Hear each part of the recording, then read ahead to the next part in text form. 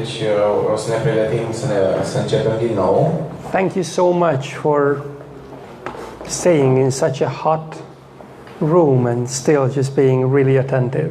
Vă mulțumesc atât de mult că ați stat într-o cameră atât de încălzită și totuși ați menținut atenția atât de mult. There was a math teacher of mine Era un profesor de matematică in college. La universitate. And what he did is that he came in Și ce a făcut a fost că a intrat înăuntru. and that was the first math class that he gave to us. Și era prima clasă, primul curs de matematică pe care ne susținea. He came in, A intrat înăuntru. he looked at us, S-a uitat la noi. didn't say anything. N-a zis nimic. Then he turned around Apoi s-a întors. and he started writing everything on the board. Și apoi a început să scrie totul pe tablă. And he did not stop. Și nu s-a oprit. He was just writing, and we were just sitting and El tot scria și noi doar stăteam și ne uitam la el. and after like 30 minutes, Și după 30 de minute, some of my classmates just escaped. câțiva dintre colegii mei pur și simplu au evadat. They said, "It's all right. Let's go out." Am zis, ok, hai, e în regulă, plecăm. And then after 45 minutes, like more than half of the room was empty. Și după 45 de minute, mai mult de jumătate din camera a fost goală. He was writing, El tot scria.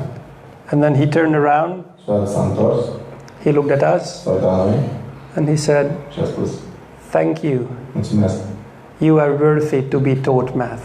voi sunteți, So it was like, voi sunteți Thank demni you. să învățați matematică.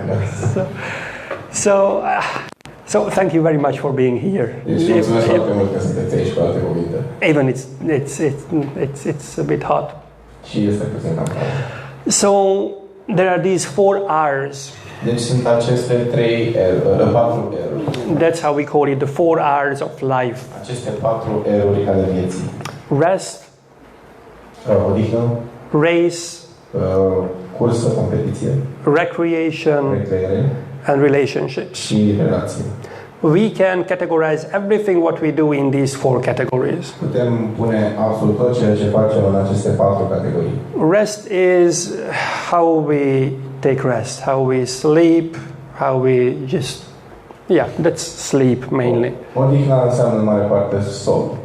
Race is your work. Cursa, competiția, este munca noastră. That's muncă. That's work. In Hungarian also it's muncă. So race is muncă. Yes. And so that's how you maintain yourself. Deci așa vă întrețineți. Recreation is Recreația este what you do to mentally and physically chill out. ce faceți ca să vă odihniți mental și fizic. And relationships, that's everything else. Și relațiile acolo intră orice altceva. Family, friends, God, everything. Everything Familie, is prieteni, Dumnezeu, tot. and everything is included there. Toate relațiile voastre, tot inclus.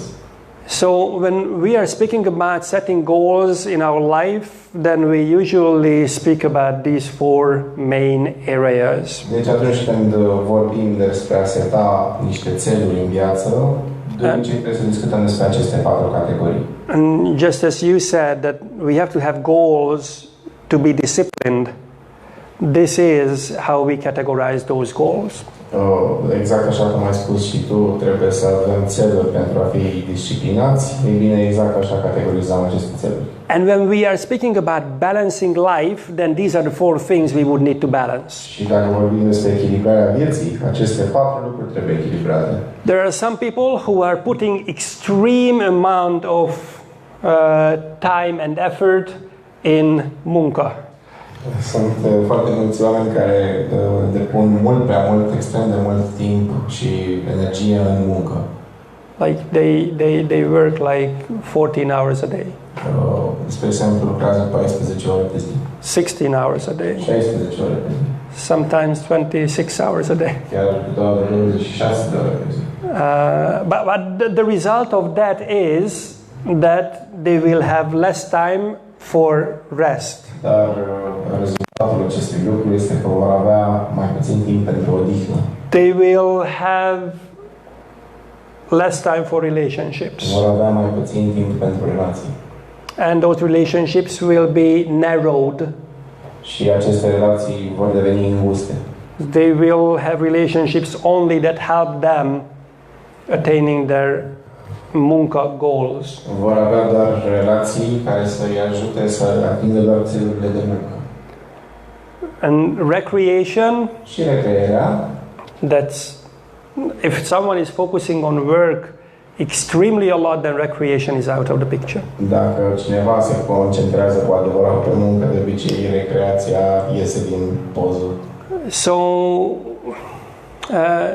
there was a man who I was mentoring. Deci vorbim acum despre un om la care am fost mentor. It was really interesting. I went into his office. A fost interesant, am intrat în biroul său He did not want to meet me. și nu am vrut să vă cunoască. But there was the marketing director of that company who said that I would really like you to meet Zoltan. Dar a fost directorul de marketing care a venit și a spus aș vrea să cunoașteți pe Zoltan. So they were really good friends, so he said, okay, just bring him over. Deci erau prieteni foarte buni și până la urmă a fost convins și a spus ok, hai, aduceți-l. So I went to his office. Așa că am fost la biroul său. That was on the 5th floor of the corporate building. Deci asta a fost la etajul 5 al clădirii corporate. The 4th floor was for sales and marketing. Al patrulea etaj este pentru vânzări și marketing. There were 30 people working on that floor. Erau 30 de oameni care lucrau pe acel etaj. And there was the 5th floor, that was only him. Și al 5-lea etaj era doar el. So I went in his office and he looked at me and said, sit down. S-a uitat la mine, am intrat înăuntru și s-a uitat la mine și mi-a spus stai jos. And there was a really nice sofa Și era o canapea foarte frumoasă. just in front of his desk. Era în fața biroului său. So I sat down on the sofa. Așa că am stat pe canapea. And I just singed in the sofa like, Așa că pur și simplu m-am scufundat în canapea. and I thought that he will sit beside me or in front of me, but no, he sat at his desk. Și m-am gândit că o să stea în fața mea sau lângă mine, dar nu, el a stat pe birou. So the desk, the table, so I was just sitting down there. Deci m-am efectiv scufundat acolo. The table is there, Masa este aici. and the man is behind the table. Și omul era în spatele mesei. I started cracking some jokes just to break the ice. Am început să fac niște glume ca să sparg viața. Nothing worked. N-a funcționat nimic. And then I just looked at him. Așa că doar m-am uitat la el. May I have a question? Pot să pun o întrebare? I don't want to be here. Eu nu vreau să fiu aici. You don't want me to be here. Tu nu vrei ca eu să fiu aici. Why the hell you allowed me to come in your office? De ce mi-ai îngăduit să vin în biroul tău? And he collapsed. Și în momentul ăla s-a prăbușit. He started crying, he stood up, he came over, he sat beside me, and he told me that I'm a successful businessman. S-a întristat, s-a dat jos de acolo, a venit lângă mine și a spus că este un om de afaceri de succes. I work 14 to 16 hours a day. Eu lucrez 14-16 ore pe zi. The stress is too much, so I go to pub every evening. Stresul este prea mare, așa că merg la cărciumă în fiecare seară. I get drunk and I haven't seen my 2 kids in a sane state of my mind for the last 2 years. Sunt permanent beat și nu mi-am mai văzut proprii 2 copii de 2 ani.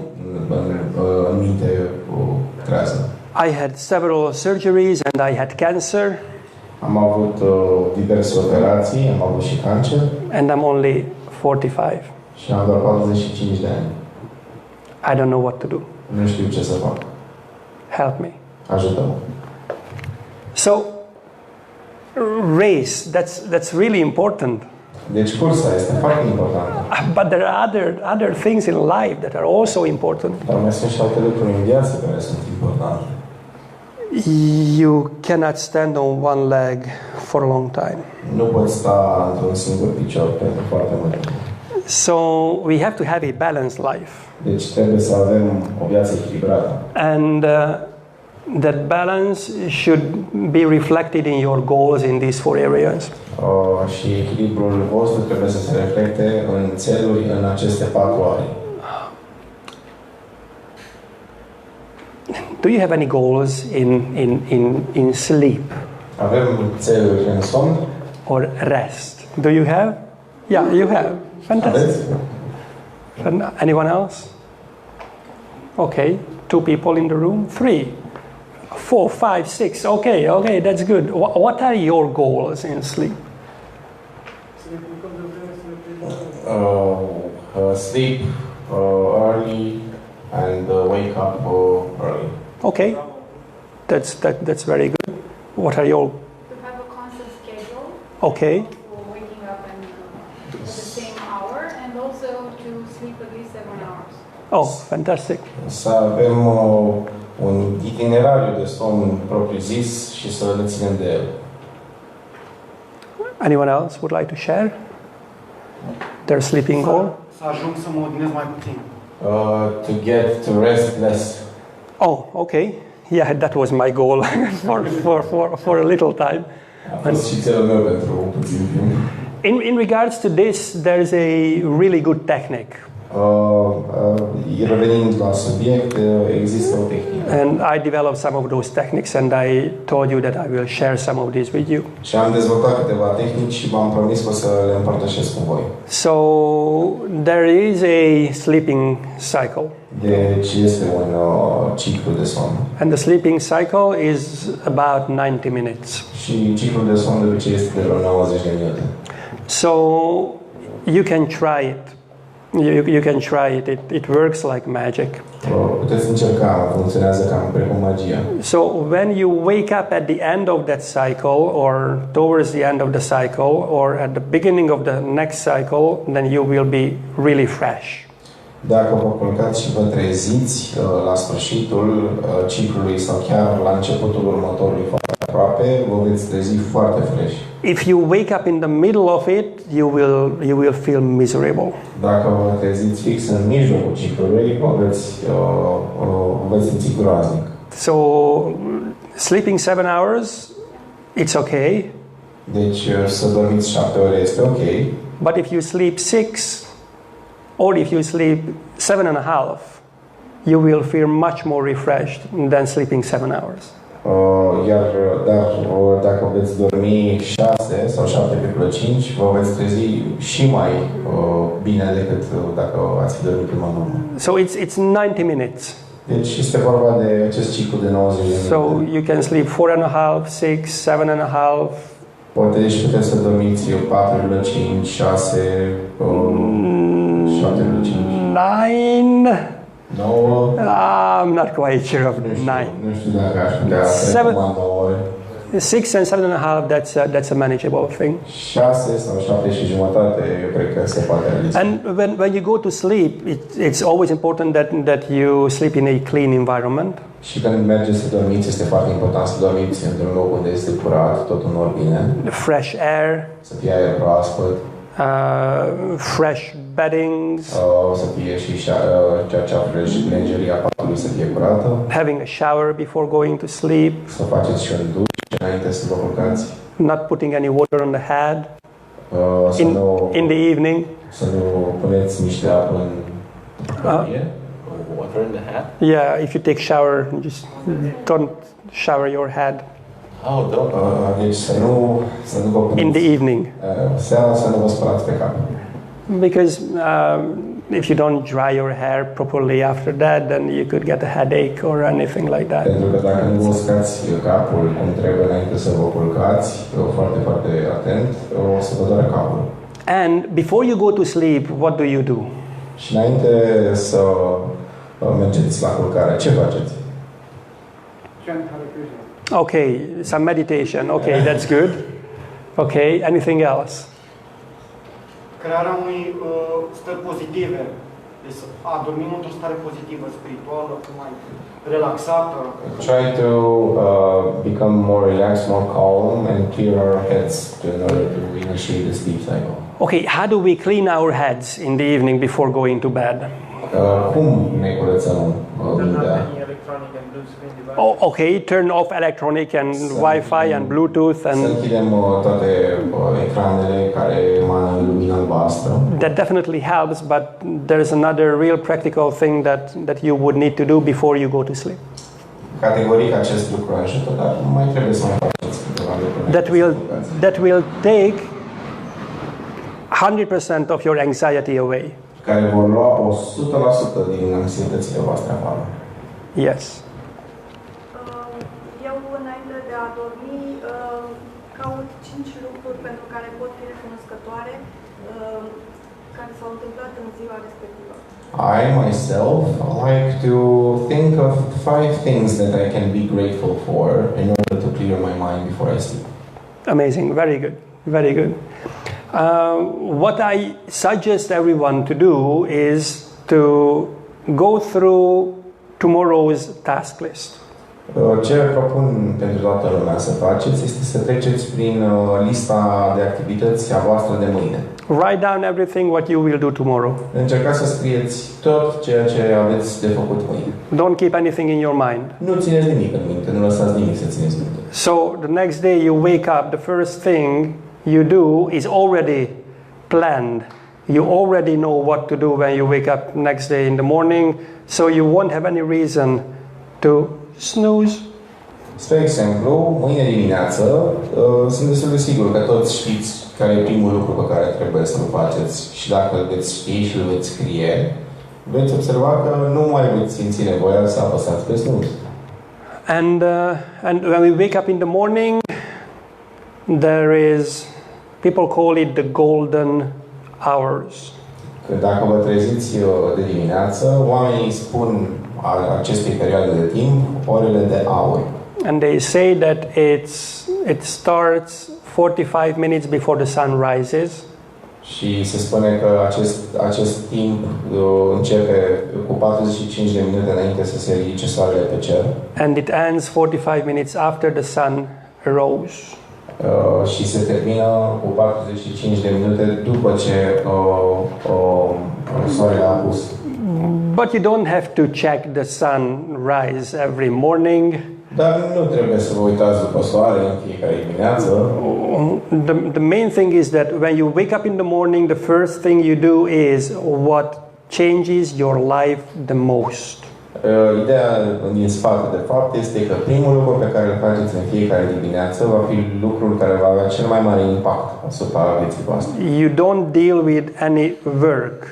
Nu începeți să munciți direct. The first thing you do is not reading news.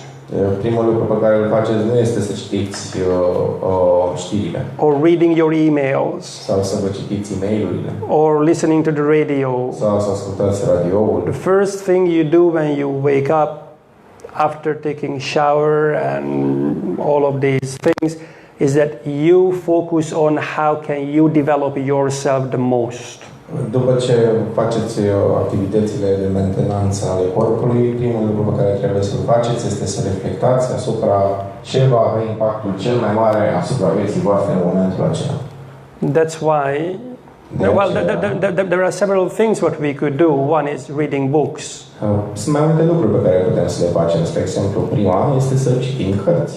Like read books for like 30 minutes. Citiți o carte pentru măcar 30 de minute.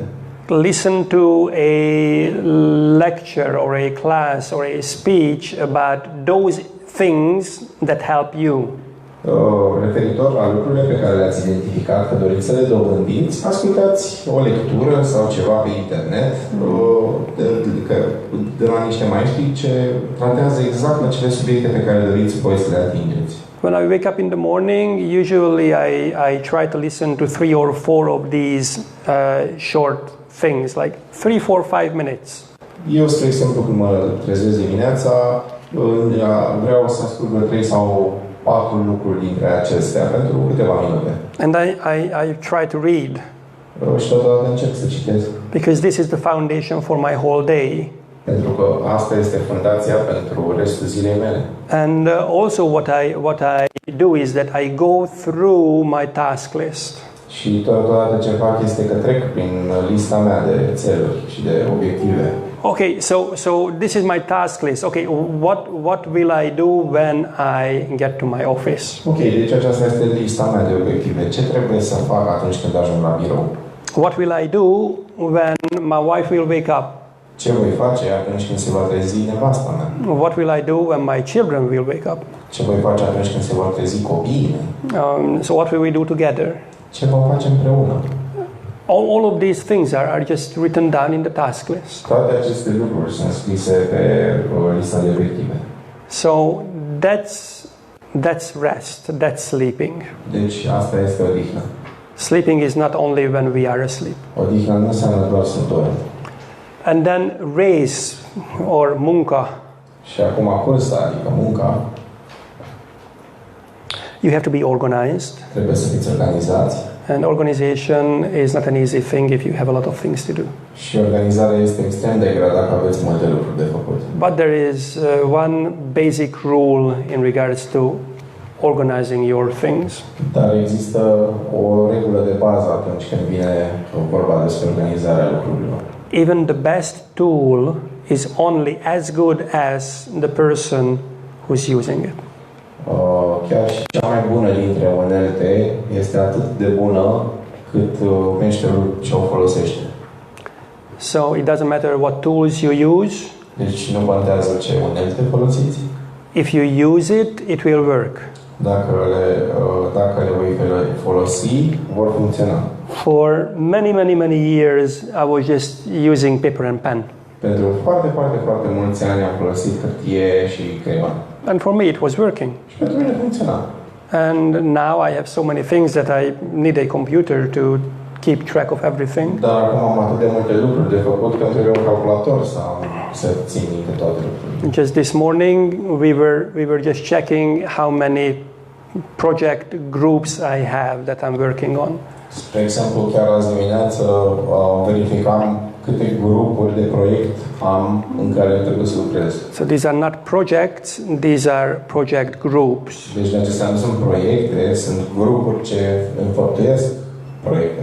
What do you think how many do I have? Câte ați ghici? Câte credeți că am? 50. 50. Almost. Aproape. Almost. I have 187.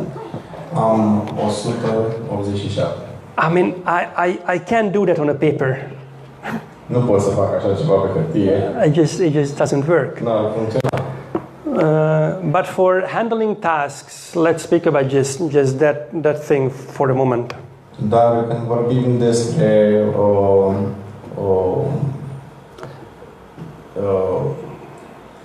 atunci când handling tasks, hai ajutați-mă. To do. Da, responsabilități. Atunci când vorbim despre lucrurile pe care trebuie să le facem, despre responsabilități. Okay. There is one simple rule for that, and that is you never keep anything in your mind. Există o regulă simplă și anume că nu ții nimic în mintea ta. You always write it down, either in your computer, in a system, or you write it down on a paper. Îl puneți tot timpul jos. Că este calculator, că este o agendă, că este o notiță, nu țineți nimic în cap, nu țineți nicio grijă, puneți totul jos. Your mind and your memory is meant for other things than keeping your tasks in it. Mintea și memoria voastră are alte scopuri decât să țineți aceste lucruri în cap. You have to free up a lot of space in your mind so that you can think. Trebuie să eliberați foarte mult spațiu utilizat în mintea voastră pentru a putea să-l folosiți pentru a gândi. And there is another whole session on handling tasks. We will not do that now. Și aici ar intra o sesiune întreagă despre cum să avem grijă de locurile pe care trebuie să le facem. But there's one thing that's really important in regards to muncă. Dar e un lucru care este foarte important atunci când vorbim despre muncă. It is not a goal. Nu este un cel. It's a tool. este o unealtă. If you mix these two things, Dacă inversați aceste roluri, then it will be imbalanced. atunci o să iasă din echilibru. So Muncă is only a tool Deci munca este doar o unealtă to achieve your goals. pentru a atinge țelurile voastre In all of these. în toate aceste lucruri. So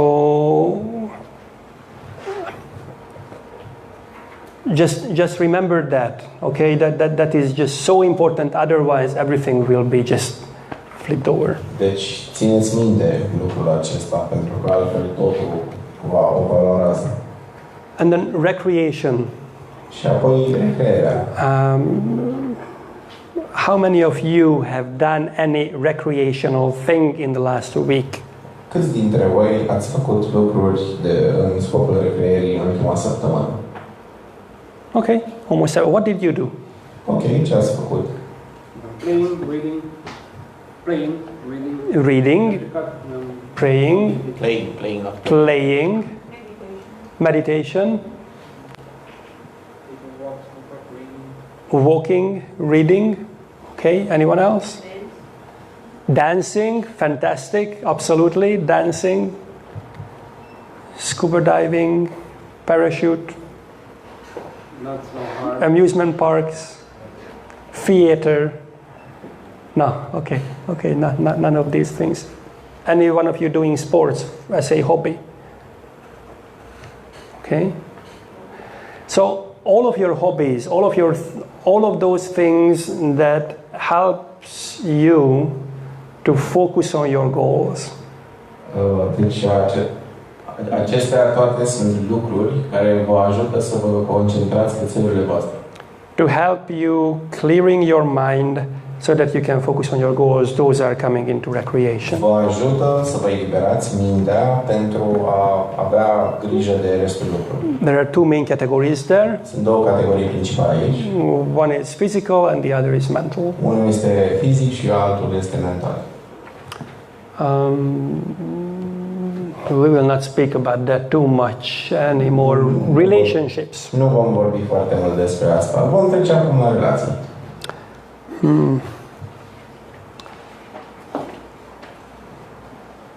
Okay, just one more thing with recreation. Ok, încă un lucru legat de recreație. So, sorry for jumping back to that. Recreation is an indicator of a balanced life. Recreația este un indicativ al unei vieți echilibrate. If you have recreation in your life, proper amount of recreation, then that means that it seems like your life is balanced. Dacă introduceți și recreația în viața voastră, atunci măcar pare că este echilibrată. Because usually that stops the first. So, relationships. Pentru că de obicei acest lucru se oprește primul lucru. Deci relații. There are so many relationships that we have. Sunt atât de multe relații pe care le avem. And there was a research done recently about how many relationships does a person have during his or her life. A fost un studiu recent cât de multe relații are o persoană pe parcursul vieții sale. And they said that there are 10,000 people who we get in touch with during our life. Și s-a decis că numărul este de 10.000 de oameni care noi luăm legătura în viața noastră. So there could be between 7 and 15 who are pretty close to us. Deci ar putea fi vreo 7 sau 15 care sunt foarte aproape de noi. And there could be around 150, 200 who we meet regularly, but they are the larger circle. Și mai avem vreo 150 care în general îi întâlnim, dar fac parte dintr-un cerc social mai larg. We're speaking about real life, not online relationships now. Vorbim aici de relațiile în viața reală, nu cele online. Because online relationships could be like thousands and millions. Pentru că relațiile online pot fi de la mii până la milioane. So with relationships, there are two distinctive approaches. Deci, legat de relații, sunt două metode distincte. One is how women approach relationships, and the other is how men approach relationships. Aceste metode sunt, prima metodă,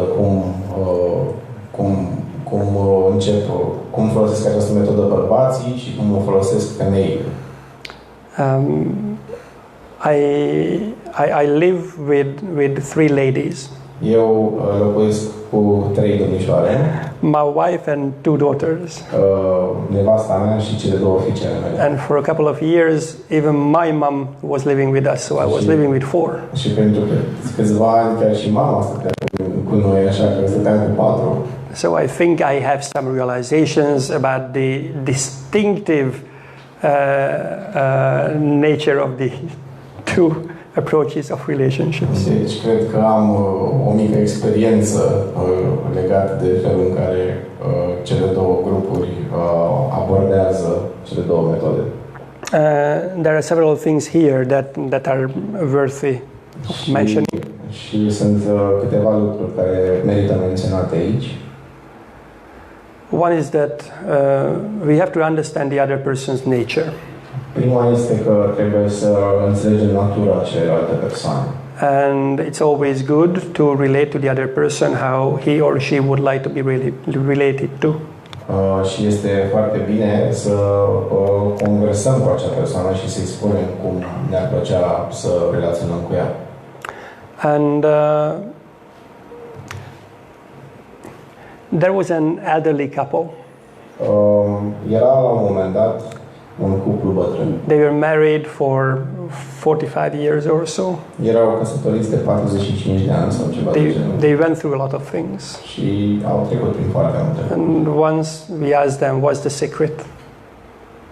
We asked them, what is the secret? Și așa că i-am întrebat, care este secretul vostru? And the man replied, așa că domnul a răspuns, always keep a jolly mood, don't take it seriously. Mereu fi jovial și nu lua lucrurile în serios. Well, it's really hard to always not take it seriously. E cam greu să nu iei lucrurile în serios mereu.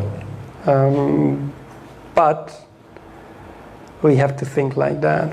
Dar trebuie să gândim așa. There's also just a suggestion to all the men who are here. Există o și o sugestie către ceilalți domni care sunt aici. Don't ever get into a debate with women. Niciodată să nu începeți să dezbateți ceva cu o femeie. It's like a useless waste of time. Este o pierdere de timp. You will never convince. Niciodată nu le veți convinge. If she doesn't want to be convinced. Dacă nu vrea să fie convinsă, desigur. So it's like, and there's a psychological thing behind it. Și este un lucru psihologic în spatele acestui lucru. You know, we poor men. Știți că noi, bărbații săraci de noi, we could be logical or we could be emotional. Putem fi logici sau emotivi.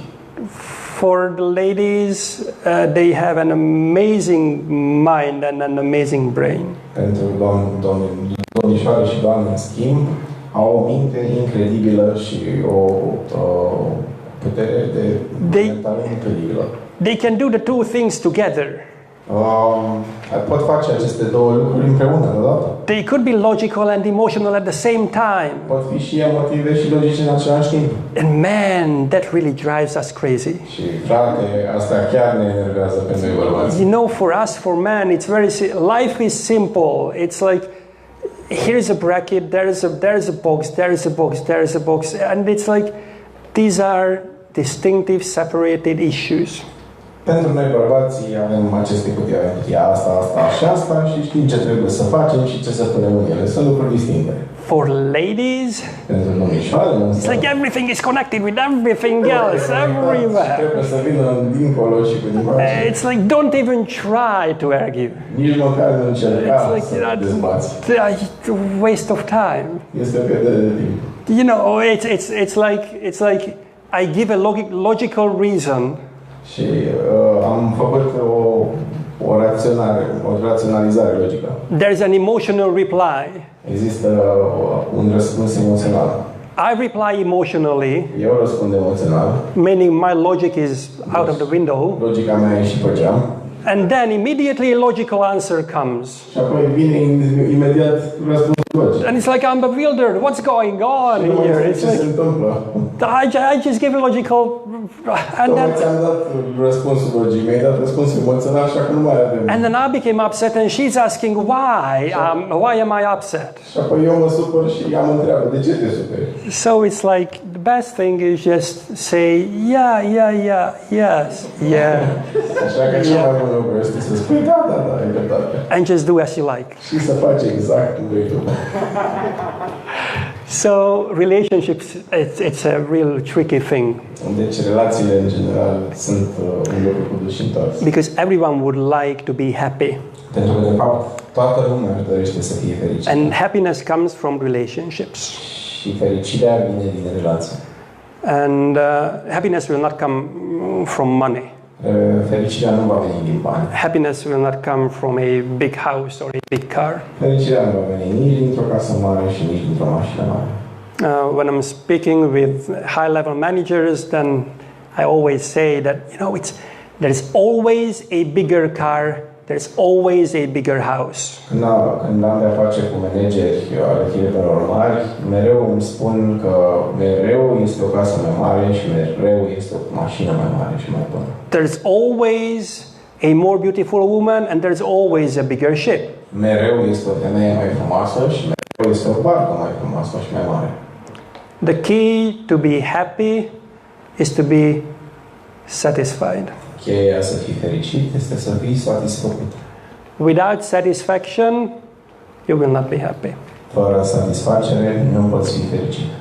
So, satisfaction should come from within. Deci satisfacția trebuie să vină din interior. And just like in this book, Și exact cum in the Bhagavad Gita, și exact cum zice în această carte, în Bhagavad Gita, there's a verse that speaks about este how we should approach our mind. este vorba despre este un vers care vorbește despre cum ar trebui să abordăm mintea. Brahma bhuta prasannatma no shochati no kangshati sama sarveshu bhuteshu mad bhakti lavate param. That's Nu the vă uitați verse. la mine. Can you just find it? Is that a Romanian one? It's a Russian. It's a Russian one. Can you tell me the verse number? I can find it. Please. Radha Krishna Prabhu, it would have been funny if The you would have said one that I would have actually known. That would have been funny. The verse number is, which you can just find it from the end. So what is important is that we can achieve peace only if we are not disturbed. Ce e important este că, de fapt, ceea ce spune, ceea ce transmite este că putem atinge pacea dacă nu suntem deranjați. Because all the different things, all the different indicators, all the different objects, they will just come always. They are always coming. All the what's that? Chaitanya Prabhu. What's Inger? Inger. In English. Sorry, I just know it in Hungarian.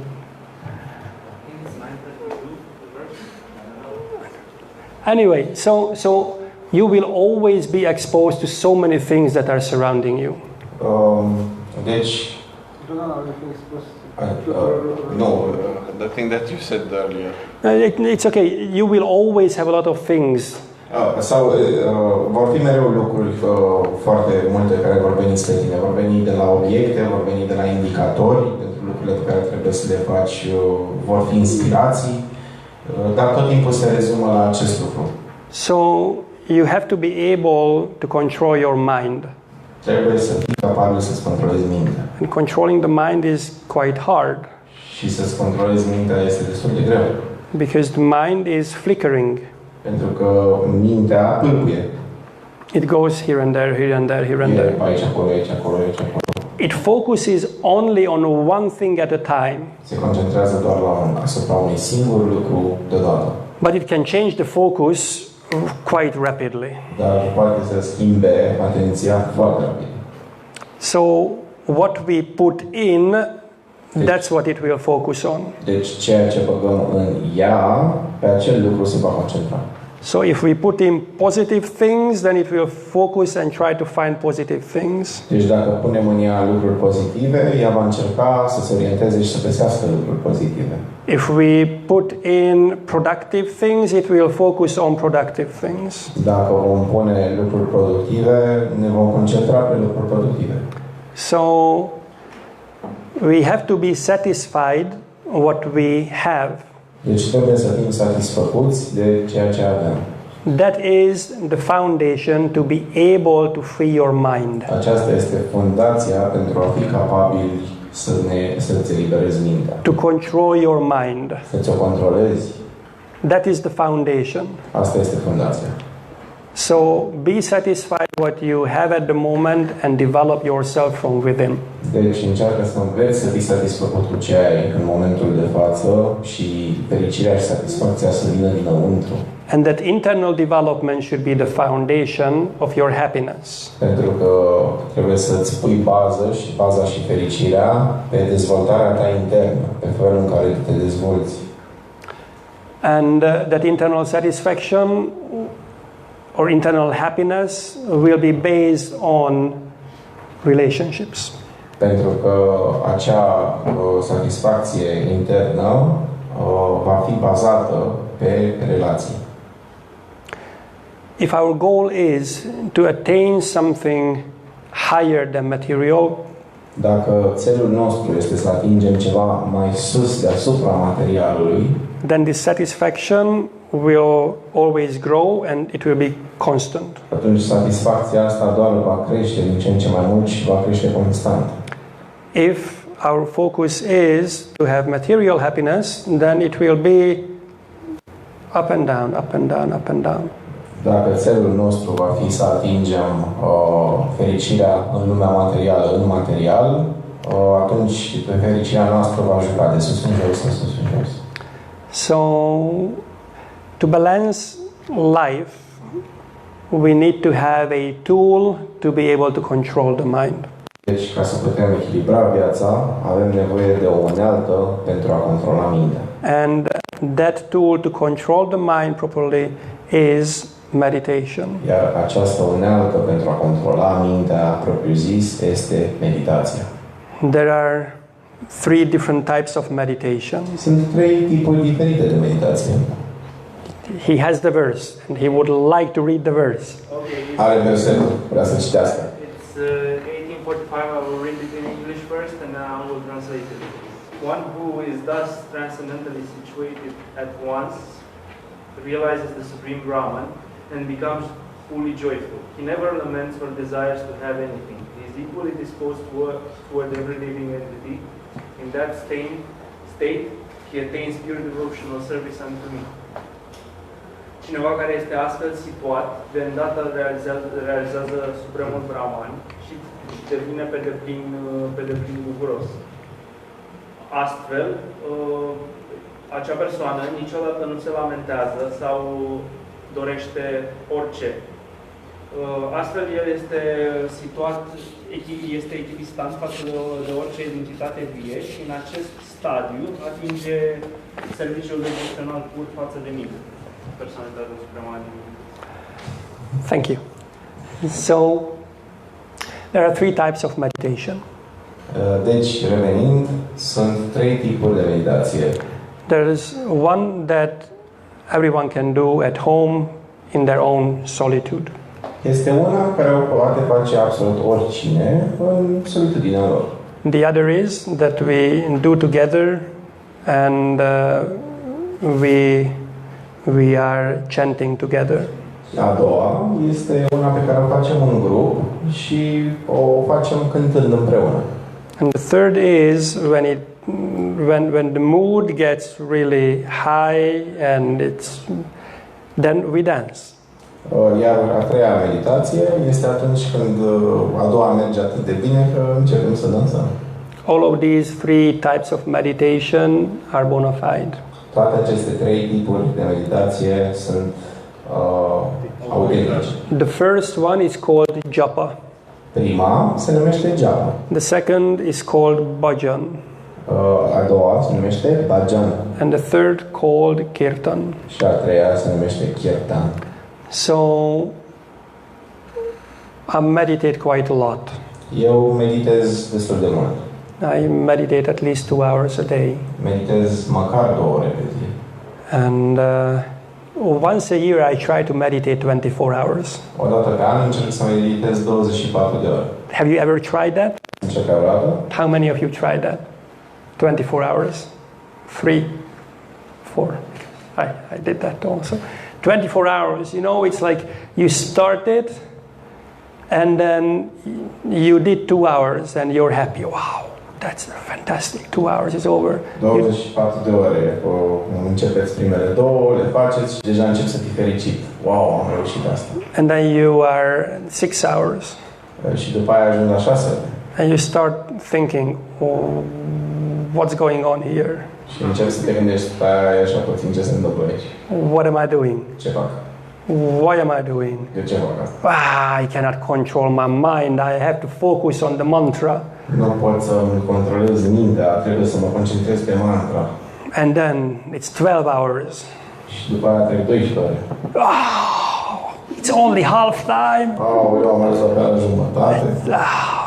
Okay, let's stand up again. Just walk around a bit. Maybe it will help a bit. Hai să mă ridic puțin, să mă plimb prin cameră, poate mă ajută puțin. And then you're like 16 hours in the meditation. Și apoi ajung la 16 ore meditație. And then the mind surrenders. Și apoi, în momentul ăla, în sfârșit, mintea se predă. And it will become so peaceful Și va deveni atât de pașnică. that you never experienced in your life before. Ceva ce n-ai mai experimentat niciodată în viața ta. And then the next 8 hours, it's just like sublime, real focused meditation. Și pentru următoarele 8 ore este sublim. Este meditația cea mai pură. We could do it once, if you would like to. Dacă vreți, putem încerca cândva. Not particularly Nu here, chiar acum și aici, because it's a bit hot. adică puțin mai greu și cald. But we could definitely have a really nice setting, and then I would be really happy to come and do it once. Dar dacă vom găsi locul perfect, mi-ar face plăcere să vin și să practicăm cândva. Just let me see a show of hands. How many would be interested in doing something? Hai să văd niște mâini. Cred Okay. și-ar dori să încerce așa ceva. Good. Oh, really? Okay. Okay. No. We could definitely arrange that. Bine, atunci vom aranja asta.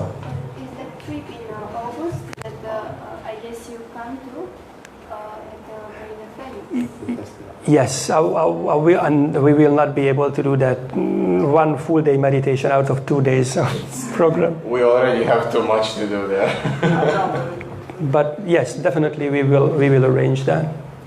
It's okay. We'll include it in the race, right? It's included in everything. Actually, that's the foundation of all of these. Asta este, de fapt, fundația pentru toate lucrurile. So we will stop now Deci ne vom opri acum and we will chant a little. și vom cânta puțin. Yes, I will just hand it over to the host, and I would really like to thank you for being here. O rândă de aplauze pentru Radha, Krishna, Prabhu și pentru un public minunat.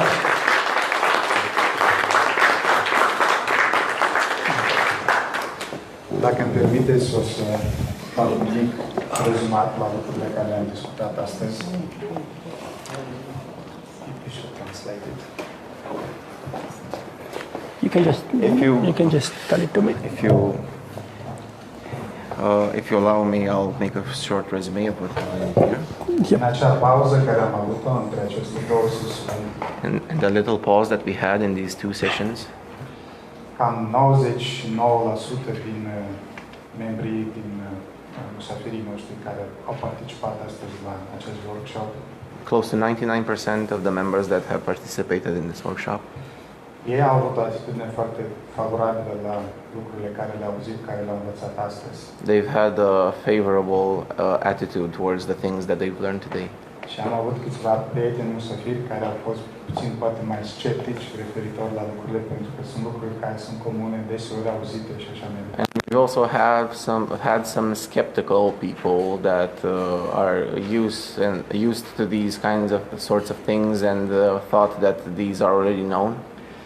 Dar eu aș vrea cumva pentru că la Centrul de Studii Vedice noi suntem cumva obișnuiți să studiem scripturile sacre, să intrăm cumva în profunzime, în anumite noțiuni filozofice și putem cumva să ne gândim care este corelația dintre prezentarea de astăzi și calea spirituală, de exemplu. And as we are used to over here at the Center of Vedic Studies, we're used to seeing a balance between the two of them and see the correlation between the two of them, between the Vedas and the lesson over here.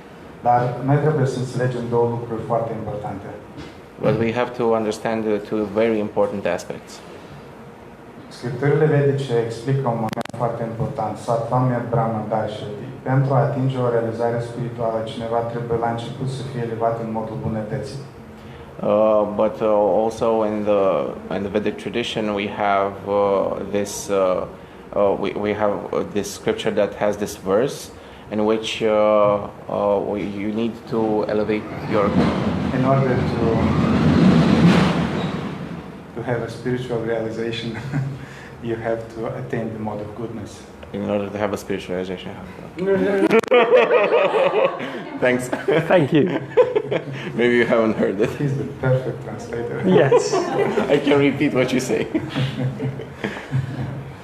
Și toate noțiunile care le-am învățat astăzi, ele sunt elemente al unui mod de viață, în modul bunătății. And all of these elements that we've learned today are all the elements of a good lifestyle. Nu ai cum să atingi modul transcendental până când nu ești disciplinat. You cannot reach the transcendental mode until you are disciplined. Până când nu ai atins un echilibru dintre recreare, dintre muncă, dintre relațiile pe care le avem în jurul nostru. You cannot reach that equilibrium until you've balanced all these four elements in your life. Și de aceea avem o expresie în engleză, always go to the roots. And that's why we have this English expression. Pentru mine personal a fost o prezentare foarte, foarte importantă, pentru că eu încă o dată am auzit lucrurile care trebuie să le învăț, care trebuie să le corectez, care trebuie să le improve. Să le îmbunătățesc. Să le îmbunătățesc. See, it's a teamwork over here. I forget words, he forgets words. And also to me it was a really important lecture because it reminded me of the core values, back to the roots of the things that I need to ascend to. Și la Centrul de Studii Vedice noi să avem regulat asemenea gen de prezentări exact cu acest scop. And at the Center of Vedic Studies we will try to include more and more of these presentations to fulfill this exact need. Pentru că e foarte greu, fiind afectat de modul ignoranței și de modul pasiunii, să atingi nivelul transcendental dincolo de influența energiei materiale. Because it's really hard because of the mode of ignorance and the mode of fashion to reach a transcendental state. Și al doilea moment care aș vrea să-l menționez este unul din marii maestri spirituali din tradiția noastră spirituală. And the second thing that I want to say is that one of our great masters from our disciplic succession, numele lui a fost Bhaktivinoda Thakur. His name was Bhaktivinoda Thakur. El zicea că un sadhaka, un aspirant spiritual, and he said that a sadhaka, a spiritual aspirant, fiecare 2 săptămâni, adică de la Ekadeshi la Ekadeshi, fiecare 2 săptămâni, el trebuie să facă o revizuire referitor la avansul său spiritual, cât de mult a avansat în viața lui spirituală, în acord cu anumite criterii foarte bine descrise în scripturile vedice. And he said that once every 2 weeks, a spiritual person should put his spiritual progress on paper once every 2 weeks. Și acest proces se numește Atma Vimarshana, And this process is called Atma Vimarshana, ceea ce înseamnă self-analysis, which means self-analysis. Analiza sinelui, care este o anumită revizuire ale calităților tale.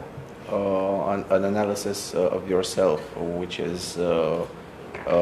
which basically means a detailed analysis of the self, There are English of your tendencies. Și aș vrea să menționez că 99% din calitățile care le-am studiat astăzi, ele sunt descrise de Bhaktivinoda Thakur, ele sunt incluse în acest proces de Atma Vimarshana. And I'd like to say that 99% of the things that we've heard today are actually included by Bhaktivinoda Thakur, called Vinarshana. Atma Vinarshana. Sau analiza sinelui, să spunem așa. De aceea eu vreau să-l mulțumesc foarte mult pe Radha Krishna Prabhu pentru prezentarea lui.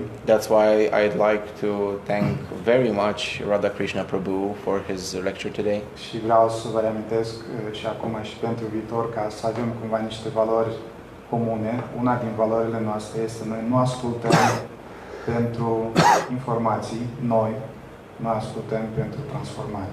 And I'd like to say another thing. We do not listen for information, but we listen for transformation. Pentru că dacă avem nevoie de informații, noi intrăm în Google, nu e nicio problemă. Then, because if we need information, we can access Google, no problem. Dar dacă noi vrem o informație care aduce în sine o transformare, but if we want an information that brings transformation, atunci noi trebuie să ascultăm de la persoanele care sunt personificarea acestor calități. and then we need to listen from the people that are the personified quality, the personified version of those qualities. Cuvintele cărora sunt imbibate cu aceste calități și cu aceste energii. Words that are embedded with these qualities and these energies. Și de ce e bine să ne uităm lecțiile noastre în direct. And that's why it's good to see these lectures live. Dar este și mai bine de 100 de ori să fim prezenți și să ascultăm, să avem acest contact cu energie vie a persoanei care este personificarea acestor calități. But it's also nice to be over here in real life, to be present in the presence of the person that has these qualities embedded into them. Și de aceea noi să facem la centrul nostru de studii vedice, să aducem să-l avem pe Radha Krishna Prabhu cât mai des la noi și să continuăm studiul în această direcție foarte importantă care este o componentă a vieții spirituale. And that's why we would like to invite Radha Krishna Prabhu as many times as possible in order to attain these qualities that will lead us to our spiritual goals. Și cum dumnealui a menționat, există aceste 3 genuri de meditație. And as himself he said that there are these 3 types of meditation. Eu cred că ar fi bine să experimentăm acum acest al 3-lea gen de meditație. I think it would be really nice to experience this 3rd type, which is called Kirtan. Și noi o să setăm repede toate instrumentele muzicale, o să cântăm cam 10 minute. And we will set up the musical instruments and we will sing for about 10 minutes. Ca de obicei o să cântăm Hare Krishna Mahamantra. We will use and we will chant the Hare Krishna Mahamantra. Și după aceea noi o să aranjăm mesele, o să avem o gustare vegetariană, un meniu vegetarian. And after this we will set up the tables and have a vegetarian menu. Și între timp, oricine dintre voi, cine ar vrea să discute personal cu Radha Krishna Prabhu, atunci sunteți bun veniți și el va fi accesibil pentru toți. And until then, each and every one of you can come up to Radha Krishna Prabhu and talk a bit with him and ask him some questions. Bine, atunci haideți să aranjăm repede lucrurile și o să cântăm puțin un sunet.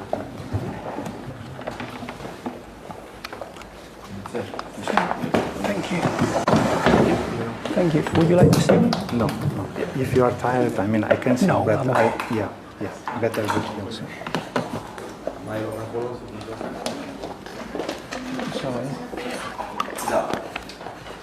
You can keep that. I don't need that.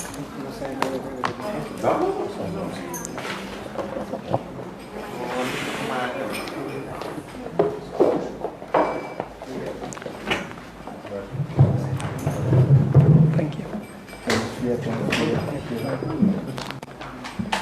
Do we still need this?